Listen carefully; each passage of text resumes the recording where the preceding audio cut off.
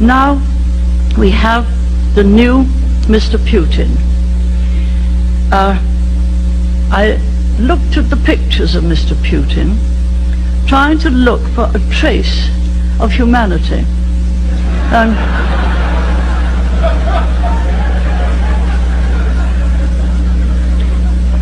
I should, within a few weeks, have known better, because you know what happened.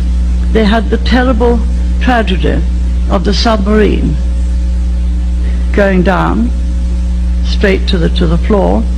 Whether there was an explosion inside or not, we don't know. But it was very interesting what happened. If ever there's a calamity in the West, the whole of the armed forces will go, they'll take everything there immediately. The politicians immediately will get together and say, what help do we want? They can have anything we can give. If we haven't got the help, we'll get it from someone else. There would be anxiety, because what mattered was not the submarine, but the lives of those in. And the interesting thing was that the new leader of the Soviet Union didn't act quickly. This was very soon the comment.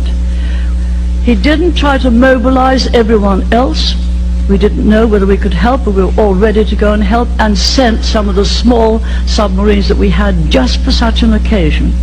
But that, my friends, was very, very revealing indeed. They still do not value human life in the same way that we do. And so, all the help got there, I'm afraid, really rather late. And I'm very relieved in one way that Mr. Putin got so much criticism for what he should have done, but didn't. And that again shows that the Soviet Union and the peoples of the Soviet Union are very much aware of what could be done. A great deal more could be done than is being done at the moment.